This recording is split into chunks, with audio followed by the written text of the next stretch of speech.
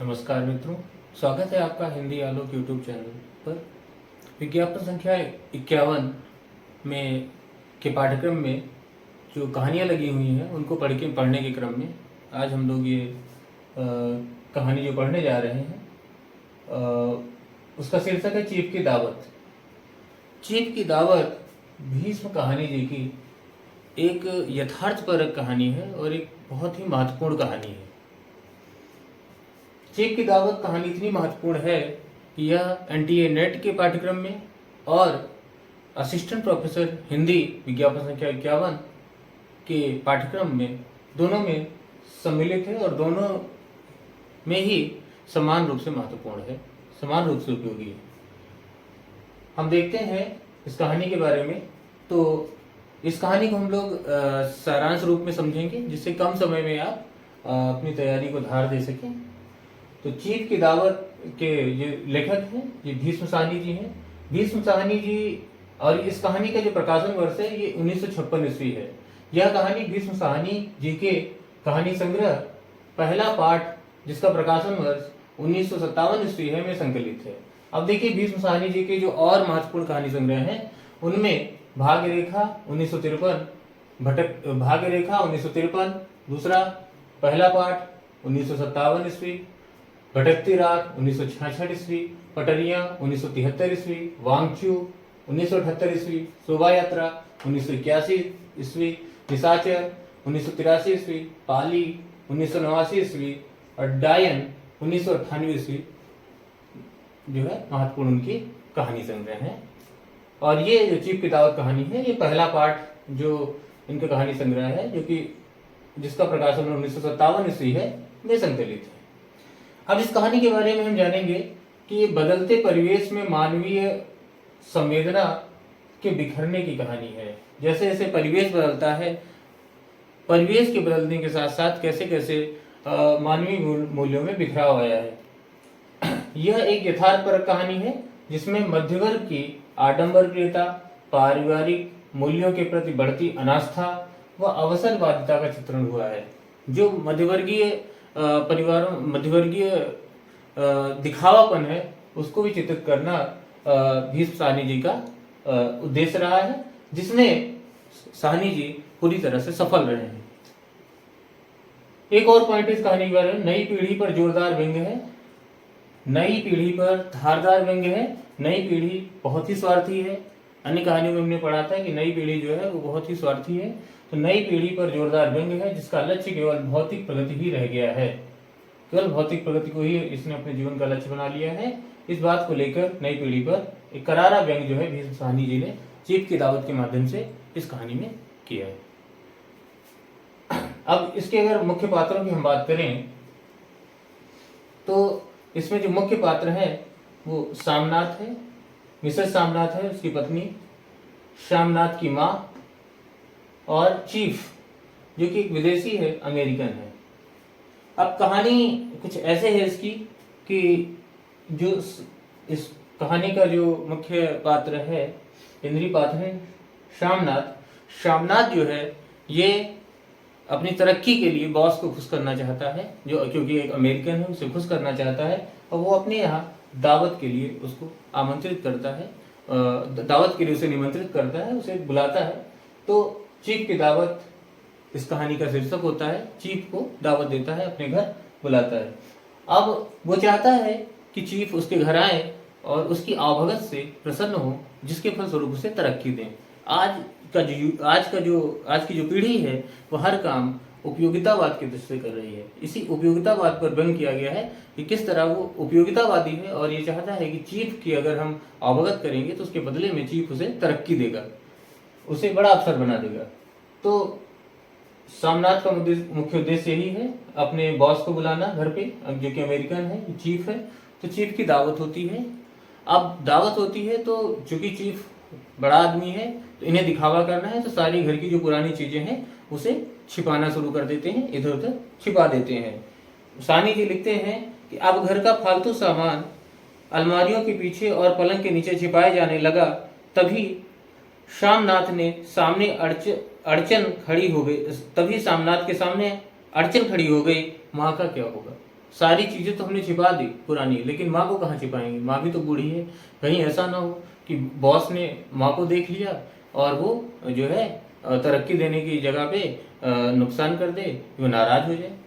तो उसके लिए युक्ति आती है, वो सिगरेट पीता रहता है और कहता है माँ का क्या जाए, माँ की तो टेंशन हो गई। तो जो है वो एक सजेशन देता है कि इन्हें इनके जो सहेली हैं जो पीछे रहती हैं घर के, उनकी जो विधवा है उनके घर इन्हें छोड़ देते हैं। ये सामनाथ की पत्नी जो है सलाह देती है रात भर बेशक वही रहें, कल आ जाएं।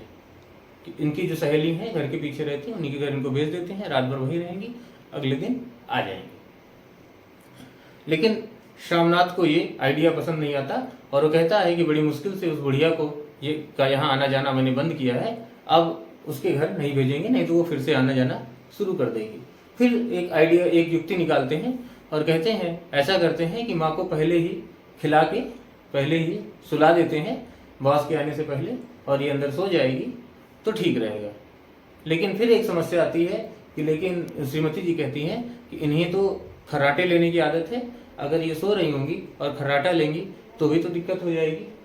अब एक और समस्या आ जाती है। अब सामनाथ की समझ में नहीं आता, सिगरेट पीता जाता है और वो पूरे घर में दौड़ता रहता है कि अब क्या किया जाए। फिर एक युक्ति निकालता है कि हम इसको जो है बारांदे में इनकी कुर्सी रख देंगे और ये यहाँ बैठेंगी, और जब तक हम लोग बैठक में रहेंगे तब तक ये बारांदे में रहेंगी, और जब हम वहाँ से आए हैं तो वो वहाँ चली जाएंगी। तो इस तरह करके माँ को वो छिपाना चाहता है और कहता है कि माँ इसी रास्ते गुसल खाने चली जाएंगी, मैं अपने कमरे में चली जाएंगी और वहाँ से नहीं निकलेंगी जब तक पार्टी नहीं हो जाएगी।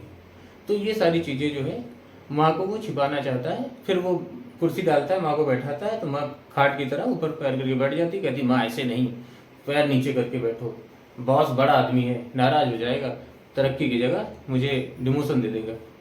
तो ये सारा एक वातावरण कहानी में दिखाया गया है कि किस तरह जो है एक मध्यवर्गीय व्यक्ति दिखावा पसंद है, वो हर चीज़ का दिखावा चाहता है। अब बॉस आ जाता है, बॉस जब आते हैं तो सब कुछ बहुत व्यवस्थित, और सामनाथ को सब चीज़ जो है बहुत व्यवस्थित पसंद थी। पर्दे किस रंग के रहेंगे, सोफे कवर किस रंग के रहेंगे, श्रीमती साड़ी किस कलर का पहनेंगी, सारी चीज़ें माँ के लिए भी उसने सेट कर दिया कि सफ़ेद कमीज और सफ़ेद सलवार माँ पहनेंगी। बॉस आते हैं और ड्रिंक वगैरह पार्टी वगैरह चलती रहती है, खूब देर तक ड्रिंक चलता है, और बॉस जो है उसी ड्रिंक में खूब मित्रवत उससे व्यवहार करने लगते हैं कि ऑफिस में तो बड़ा रौब झाड़ते हैं और यहाँ तो बिल्कुल एकदम फ्रेंड की तरह बिहेव कर रहे हैं, एकदम मित्रवत व्यवहार कर रहे हैं। मेन साहब भी सामनाथ की पत्नी से ऐसे बिहेव कर रही हैं जैसे उनकी पुरानी सहेली हो। साहब को ड्रिंक विस्की पसंद आ जाती है, तो मैम को जो है, जो मैडम है उनकी वाइफ है, उन्हें घर के पर्दे और सोफा कवर ये सब कुछ पसंद आते हैं जो कि महिलाओं की रुचि होती है। उसके बाद जैसे ही क्रम कथा आगे बढ़ती है और जो वो बॉस हैं, चीफ हैं, वो अंदर आते हैं और सहसा उनकी नज़र जो है माँ पे पड़ जाती है और माँ खर्राटे लेके सो रही होती है कुर्सी पर। अब समानाथ जो है बिल्कुल एकदम अंदर से बहुत क्रोधित हो जाता है, लेकिन वो क्या करे, कर भी नहीं सकता। तो अब क्या कर सकता है, तो वो जो है बॉस कहता है माँ को देखकर, कहता है पुअर डियर। माँ को बॉस कहता है, चीफ कहता है पुअर डियर, पुअर डियर कहता है। अब सामनाथ को लगता है, सामनाथ के मन में होता है, साहनी जी लिखते हैं, जी चाहा कि माँ को धक्का देकर उठा दें और उन्हें कोठरी में धकेल दें, मगर ऐसा करना संभव न था, चीफ और बाकी लोग भी थे। श्यामनाथ को ऐसा लगा, लेकिन अब श्यामनाथ ऐसा कर नहीं सकता था। क्यों नहीं कर सकता है? क्योंकि सभी मेहमान थे, अब उसके सामने ऐसा मिसबिहेव नहीं कर सकता था। वो पछता रहा था कि कैसे माँ जो है सामने पड़ गई। लेकिन माँ को देखता है चीफ और कहता है पुअर डियर। उसके बाद उनसे नमस्ते करता है। माँ एक हाथ में माला जप रही होती हैं, तो ठीक से नमस्ते नहीं कर पाती, एक हाथ से ही करती हैं। तो बॉस को अच्छा लगता है और जो चीफ है उनके पास जाता है और उनसे हाथ मिलाना चाहता है। तो वो अपना दाहिना हाथ बढ़ाते हैं, तो माँ जो है दाहिने हाथ में माला लिए रखती हैं, तो अपना बायां हाथ ही बढ़ा देती हैं। सारी जो औरतें होती हैं वो खूब हंसती हैं तो बॉस हाथ हाथ सोमनाथ जो है कहता है माँ से, अरे माँ जो है दाहिना हाथ मिलाते हैं, राइट हैंड मिलाते हैं, लेफ्ट नहीं मिलाते, और उसको समझाते हैं। लेकिन बॉस जो है जो चीफ है वो बायां हाथ ही दाहिने हाथ से मिला लेता है, और मिलाते हुए कहता है हाउ डू यू डू। तो माँ कुछ पढ़ी लिखी नहीं होती, तो माँ तो शांत रहती है। तो माँ शांत रहती है तो श्यामनाथ उसे निर्देशित करते हैं और कहते हैं कि बताओ कैसी हो, बताओ मैं अच्छी हूँ, बताओ। और तो वो भी कहती बोलो हाउ डू यू डू। तो माँ कहती हाउ डू डू। अब चूंकि वो पढ़ी लिखी नहीं होती, तो फिर बॉस जो है बॉस कहते हैं कि बॉस को समझाते हैं श्यामनाथ कि ये गांव की है, इन्हें कुछ आता जाता नहीं है। तो वो बॉस कहता है, मतलब जो चीफ है वो कहता है कि गांव की है, मुझे तो गांव बहुत पसंद है, गांव में तो कुछ गाने भी गाए जाते होंगे, आपको कुछ गाने आते होंगे। तो श्यामनाथ खुश होता है और कहता है आपको तो बहुत सारे गाने आते होंगे, कोई एक गीत पुराना सा सुना दो। तो माँ कहती मैं क्या गाऊं बेटा। तो बेटा फिर कहता है अरे गा दो गा दो। अरे माँ इतना नहीं करोगी, मेहमान है, मेहमान कह रहे हैं, कुछ तो गा दो। तो माँ फिर कहती है मैं क्या गाऊं बेटा। लेकिन तीसरी बार जब श्यामनाथ जो है कहता है माँ, तो वो आदेश मुद्रा में कहता है। तो माँ फिर क्या करती है, एक पुराना सा विवाह गीत सुनाती है। ये विवाह गीत है कि हरियाणी माए हरियाणी भेड़े, हरियाते भागी भरिया है। इससे पहले जब बॉस आने वाले होते हैं, तो चीफ आए नहीं होते हैं, तो भी एक विवाद होता है, विवाद जैसा ही होता है। श्यामनाथ जो है कहता है कि तैयार हो जाओ, जो सफ़ेद कमीज और सफ़ेद सलवार पहनने को कहता है वो पहन लेती हैं। फिर कहता है कि चूड़ियाँ उड़ियाँ हो तो पहन लो। तो माँ कहती हैं कि गहने कहाँ हैं, वो तो जेवर कहाँ हैं, वो तो तुम्हारी पढ़ाई में बिक गए। तो इस बात को लेके जो श्यामनाथ हैं उनमें बहुत क्रोध आता है और कहते हैं ये कौन सा आपने राग अलाप दिया, अब यहाँ जेवर बिकने का पढ़ाई लिखाई से क्या ताल्लुक। और जो कहता है कि जो जेवर बिका तो कुछ बनकर ही आया हूँ, निरा लंडूरा तो नहीं लौट आया, जितना दिया था उससे दुगना ले लेना। ये वो अपने घमंड में कहता है कि जितना तुमने दिया था उससे दुगना ले लेना और शांत रहो। तो माँ कहती है कि मेरी जीभ जल जाए बेटा, तुमसे जेवर लूंगी, मेरे मुंह से यूं ही निकल गया, जो होते तो लाख बार पहनती। ये माँ श्यामनाथ से कहती हैं। तो महत्वपूर्ण जो है कथन है। तो ये पहले की बात है, जब जो चीफ आने होते हैं उससे पहले की बात है। ये दोनों कथन महत्वपूर्ण है। ये श्यामनाथ ने माँ से कहा और ये माँ ने श्यामनाथ से उसके प्रत्युत्तर में कहा। अब जब माँ गीत गाती है तो बॉस को, चीफ को बहुत अच्छा लगता है। सब औरतें जो मंत्रमुग्ध हो जाती हैं, सभी तालियां बजाती हैं और श्यामनाथ को भी अच्छा लगने लगता है कि लग रहा है माँ के माध्यम से काम बनता जा रहा है। फिर बॉस पूछते हैं, जो चीफ पूछते हैं कि अरे कुछ दस्तकारी वगैरह पंजाब की क्या है। तो श्यामनाथ तुरंत कहता है कि अरे मैं जो है मैं बाजार से ला दूंगा। तो चीफ कहता है नहीं, बाजार का नहीं चाहिए मुझे, पंजाबी घरों में क्या दस्तकारी होती है उसमें दिलचस्पी है, वो क्या होती है। तो माँ कहती हैं कि लड़कियां जो है गुड़िया और फुलकारी बनाती हैं। तो गुड़िया और फुलकारी, ये दस्तकारियों की बात होती है इस कहानी में, ये महत्वपूर्ण है। तो बॉस तुरंत कहता है कि अरे फुलकारी क्या होता है। तो श्यामनाथ प्रसन्न होता है और कहता है कि अरे फुलकारी, कोई फुलकारी हो माँ तो दिखा दो।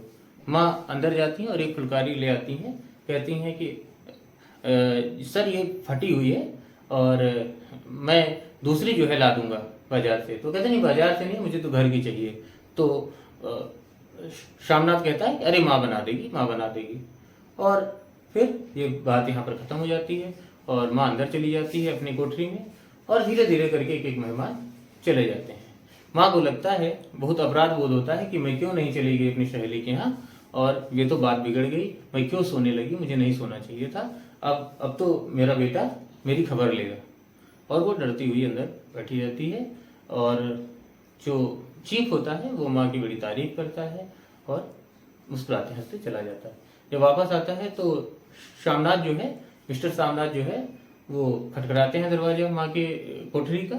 माँ डरते हुए कांपते हुए खोलती हैं तो माँ को वो गले लगा लेता है और कहता है कि माँ, तुम्हारी वजह से आज महफिल में रंग जम गया। और माँ को जैसे ही वो गले लगाता है तो माँ की छोटी सी काया सिमट कर बेटे के आलिंगन में छिप जाती है। माँ माँ माँ दिल ही दिल बेटे के उज्जवल भविष्य की कामना करती है। पहले वो डर रही होती है, लेकिन वो गले लगाता है तो वो बिल्कुल जो है रुबासी हो जाती है। फिर कहता है कि माँ, तुमने मेरी जो आज की पार्टी थी उसमें रंग जमा दिया और आज चीफ बहुत प्रसन्न है और वो हो सकता है मुझे तरक्की भी दे। तो कहता है माँ कहती है कि बेटा, मैंने तुमसे कितनी बार कहा है मुझे अब हरिद्वार भेज दो। तो बेटा नाराज हो जाता है, कहता है हरिद्वार भेज दो, लोग क्या कहेंगे? लोग क्या कहेंगे? कहेंगे कि अपनी माँ को हरिद्वार भेज दिया, अपनी माँ को रख नहीं सकता। तो इस पर वो नाराज हो जाता है और माँ अभी देखा नहीं कि चीफ ने कहा है कि फुलकारी बनाना है, फुलकारी बना दोगी ना, बनाना होगा। तो कहती, बेटा मेरी अब आंखें वो कहाँ रही। कह रहे नहीं, तो क्या तुम नहीं चाहती मेरी तरक्की हो? मेरी तरक्की हो जाएगी, मैं बड़ा अफसर बन जाऊंगा, तुम्हें अच्छा नहीं लगेगा क्या? तुम मुझे धोखा देकर चली जाओगी? अब इसकी अवसरवादिता जो है वो दिखने लगती है कि अब माँ से उसका काम पड़ा तो नम्र हो जाता है, विनम्र हो जाता है। तो माँ जब ये सुनती है कि नहीं, बेटे के तरक्की की बात है, वो बड़ा अफसर बन जाएगा, तो माँ की झुर्रियाँ जो है ठीक होने लगती हैं, सामान होने लगती हैं और वो प्रसन्न होने लगती है और कहती है कि ठीक है बेटा, तब मैं बना दूंगी।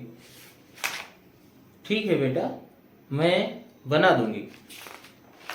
तो माँ अपने बेटे की उज्जवल भविष्य के लिए, अपने बेटे के अधिक आगे बढ़ने के लिए वो खराब आंखों से भी, कमजोर आंखों से भी फुलकारी बनाने के लिए तैयार हो जाती है। और बेटा अपनी अवसरवादिता के कारण अब माँ को घर से नहीं निकाल रहा है क्योंकि उसका काम बन गया है। तो ये ही कहानी का मुख्य सारांश रहा। उम्मीद है आपको ये कहानी, जो कि बहुत महत्वपूर्ण कहानी है साहनी जी की, अच्छी तरह समझ में आई होगी।